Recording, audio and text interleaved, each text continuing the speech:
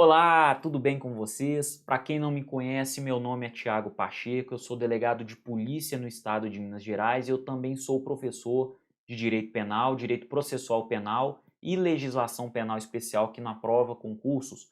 Um vídeo rápido aqui para você que vai fazer o concurso da PRF, você que deseja, se tornar um policial rodoviário federal e está me assistindo na plataforma da Prova Concursos ou até mesmo no YouTube nesse momento, eu vou passar aqui algumas dicas de reta final. O que você precisa priorizar para a sua prova, ok, pessoal? Eu fiz aqui um pequeno resuminho, Polícia Rodoviária Federal, tá?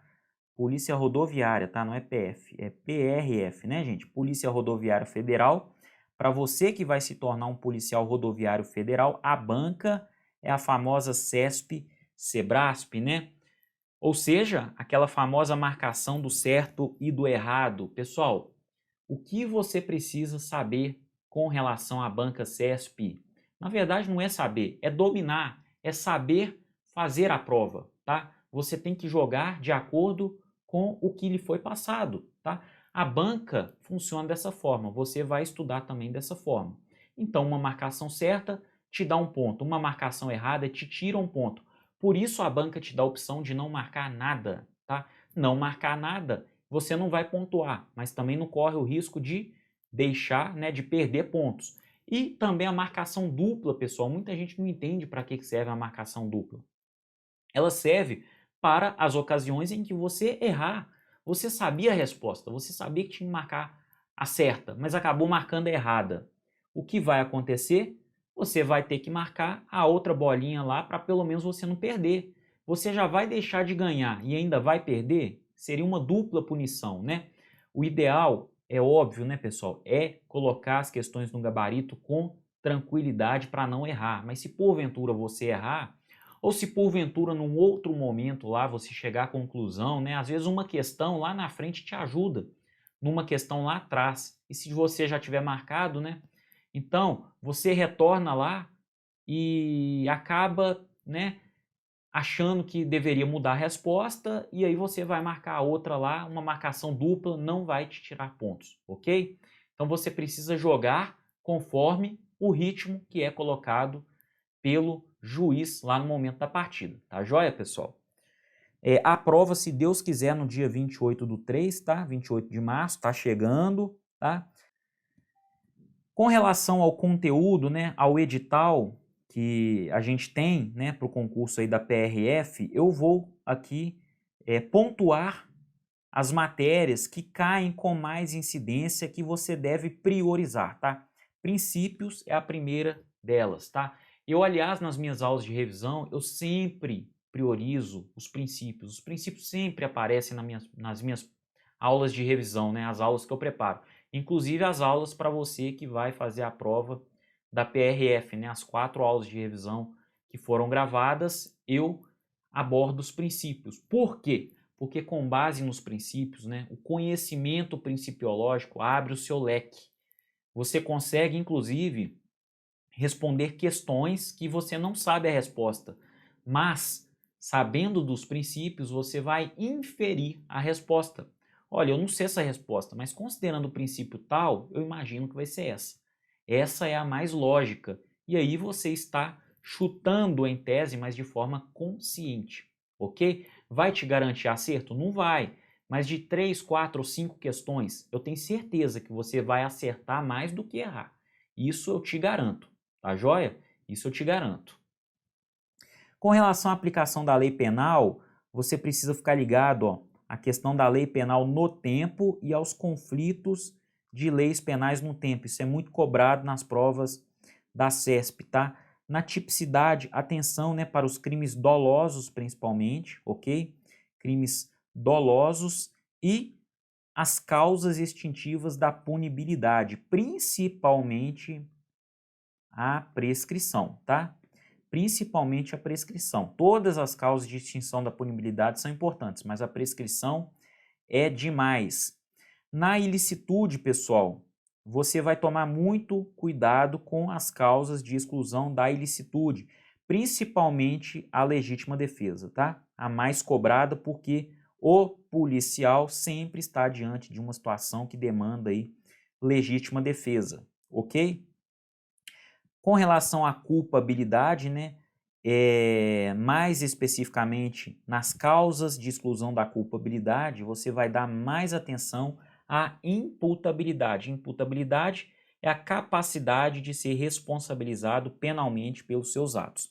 E com relação aos crimes, né, tratando-se de um concurso federal, né, tratando-se de um cargo federal, você vai priorizar, pessoal, os crimes contra a fé pública e os crimes contra a administração pública, que sempre são cobrados nas provas da CESP, SEBRASP, principalmente nos crimes federais, ok? Pessoal, conceito analítico de crime, muito cobrado também. Se você compreende esse conceito, você responde muita questão, tá? A gente adota a teoria tripartida ou tripartite, tá? Tripartida ou tripartite. A maior parte da doutrina brasileira, tá? Tem exceções, mas a maior parte, a doutrina majoritária, usa o conceito analítico tripartido. Por quê? Porque o crime, o que é o crime? O crime é o fato típico, ilícito e culpável. E faltando algum desses elementos, não há crime, ok?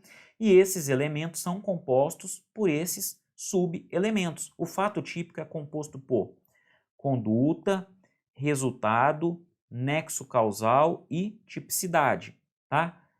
Conduta que pode ser comissiva, pode ser omissiva ou pode ser comissiva por omissão. Na comissiva por omissão, o sujeito com uma omissão dá causa a um resultado, ok? Com base na sua omissão, ele dá causa a um resultado. Pessoal, resultado e nexo causal. Aliás, o nexo causal ocorre entre a conduta e o resultado. É um nexo entre a conduta e o resultado, tá?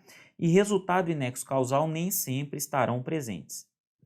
Nos crimes formais, por exemplo, eles podem estar presentes ou não. Os crimes formais não dependem de resultado para sua consumação, tá? E nos crimes de mera conduta, eles não estarão presentes de forma alguma, porque crimes de mera conduta sequer contam com resultado e nexo causal, ok? E a tipicidade, pessoal? A tipicidade é dividida entre tipicidade formal e tipicidade material, né? A tipicidade formal é a subsunção do fato à norma. Então, o sujeito que pega, por exemplo, um bem qualquer de outro, ele pratica o quê? A subtração de coisa alheia móvel para si ou para outrem. Essa é a redação do artigo 155, do Código Penal, que é o crime de furto. Logo, nessa conduta, nós temos uma adequação do fato ao tipo penal. Então, temos a tipicidade formal. E a tipicidade material? A tipicidade material é a violação de um bem jurídico, a violação relevante de um bem jurídico. Então, nesse mesmo caso aí, vamos supor que o bem material subtraído é uma caneta. Essa caneta, na maior parte das vezes, não tem relevância jurídica no mundo material. Então, a gente menciona aqui que essa violação é insignificante. Daí vem o princípio da insignificância. Essa violação é insignificante. Logo, não teremos a tipicidade material. Sem tipicidade material, gente, não tem tipicidade. Sem tipicidade, não tem fato típico. E sem fato típico, não tem crime, porque o crime depende de todos esses elementos, tá? E ilicitude, pessoal, nós temos aqui as causas de exclusão da ilicitude. Essas causas não podem estar presentes. Se estiverem presentes, não teremos crime, né, em razão da exclusão de ilicitude, ó. Estado de necessidade, legítima defesa, que é a que mais é cobrada, tá? Inclusive, você vai dar prioridade. O estrito cumprimento do dever legal e o exercício regular do direito. E a culpabilidade, pessoal? Imputabilidade, que é a capacidade de responsabilização penal, né? Lembrando que o menor de idade não tem responsabilidade penal, ele não é contemplado com sanção penal, ele é contemplado com medida socioeducativa, de acordo com o Estatuto da Criança e do Adolescente, tá? O inimputável também não sofre pena, tá? Mas ele sofre sanção penal, que é a medida de segurança. Então, o imputável, pena. O inimputável, medida de segurança. Ok? O semi-imputável, ora é uma pena reduzida, ora é medida de segurança, a depender do caso concreto. O que mais nós temos na culpabilidade? A consciência da ilicitude. E essa consciência da ilicitude tem que ser pelo menos potencial. Não se exige uma total consciência da ilicitude, basta que ela seja potencial.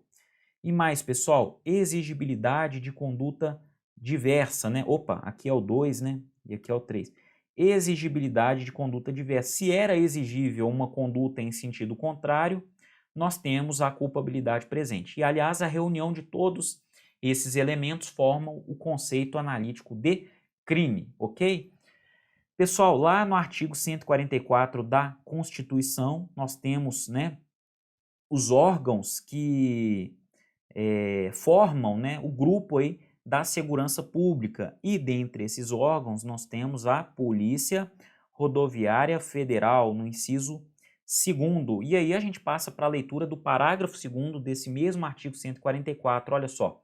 A Polícia Rodoviária Federal, órgão permanente, organizado e mantido pela União, então é a União que mantém a Polícia Federal, e estruturado em carreira, destina-se na forma da lei ao patrulhamento. Olha aqui a maior competência da Polícia Federal, gente.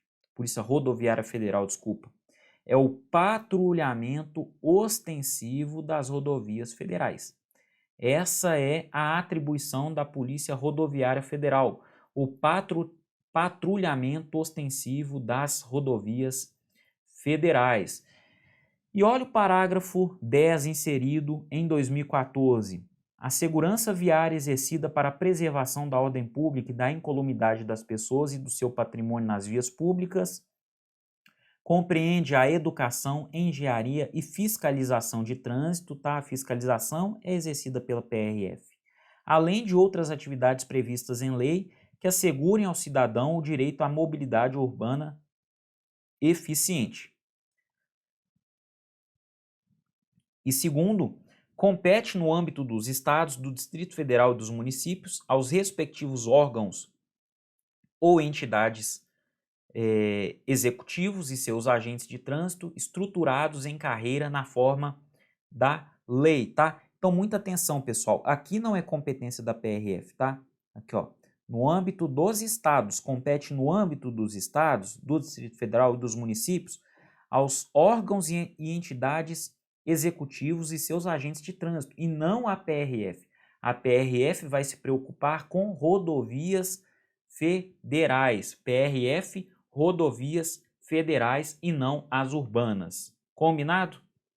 E pessoal, para finalizar, conforme eu mencionei aqui, eu vou deixar esse material para você baixar. Você que é aluno aí da prova concursos vai ter um material para baixar. Eu vou deixar um resuminho aqui de alguns princípios que são elencados, né, no artigo 5º da Constituição Federal e te ajudam a resolver um grande número de questões, combinado? Para você que não é aluno da prova concursos, eu o convido, né, para entrar nesse time e certamente alcançar a aprovação. Olha só o que eu preparei aqui. Não vou mencionar porque a intenção desse vídeo é realmente de ser um vídeo rápido, tá? Olha lá. Não há crime sem lei anterior que o defina, nem pena sem prévia combinação legal. Esse, pessoal, é o princípio da legalidade, né, que eu menciono aqui, ó. Temos desdobramentos desse princípio, tá? Temos o princípio da anterioridade também mencionado naquele mesmo inciso. Aqui, a lei penal não retroagirá salvo para beneficiar o réu. Ah lá, esse é o princípio da irretroatividade da lei penal. Aliás, a lei penal só retroage para beneficiar, né? Temos também o princípio da retroatividade benéfica da lei penal. Olha, mais um inciso, ó, a lei punirá qualquer discriminação atentatória dos direitos e liberdades fundamentais. O que mais? Os crimes inafiançáveis e imprescritíveis, né? Quais serão punidos ou não punidos, quais serão afiançáveis ou inafiançáveis, né? Imprescritíveis ou prescritíveis. Eu tenho aqui uma tabelinha para vocês, tá? constitui crime inafiançável e imprescritível, a mais um inciso, ação de grupos armados civis ou militares contra a ordem constitucional e o Estado democrático.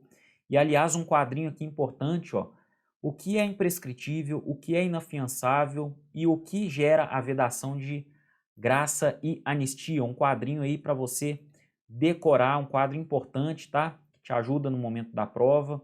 Nenhuma pena passará da pessoa do condenado, esse é o princípio da pessoalidade. O que pode passar, na verdade, é a obrigação de reparar o dano e a decretação de perdimento de bens, ainda assim dentro do limite da herança, ok? Olha lá, o princípio da individualização da pena também está aqui, pessoal, e reflete ainda os princípios da legalidade e da taxatividade, né? Princípio da humanização das penas, né? A Constituição impõe quais são as penas possíveis de cumprimento no ordenamento jurídico. Qualquer uma das penas que não esteja prevista nessas 4 alíneas é uma pena inconstitucional. E mais incisos aí, pessoal, informando aí o princípio da individualização da pena e da dignidade da pessoa humana, tá? Para você, princípios do contraditório e da ampla defesa também. Aí são vários princípios elencados na própria Constituição. Esses são os princípios explícitos e ainda temos os princípios implícitos, ok? Então está aí no material para você que é aluno da prova concursos. Quem não é, eu recomendo que seja aluno o mais rápido possível. E, pessoal, é isso, tá? Fechando aqui a nossa, eu não diria nem revisão, né? Um bate-papo mesmo para você direcionar os seus estudos na reta final, tá? Não vamos esquecer, exercícios, muitos exercícios, tá? Você não pode deixar de fazer exercícios. Leitura de resumos que você tenha, porventura, né, feito durante as suas aulas e durante a sua leitura de materiais. Leitura da lei seca também, leitura da lei seca e das súmulas. Súmulas do STF e do STJ, tá? Principalmente as súmulas vinculantes do STJ. Aliás, isso aqui que eu falei serve para direito penal e qualquer outra matéria do seu edital. Combinado? Um grande abraço, eu desejo uma super prova, que você se saia bem e que Deus ilumine, né, na sua caminhada. Um abraço e até uma próxima oportunidade. Até mais.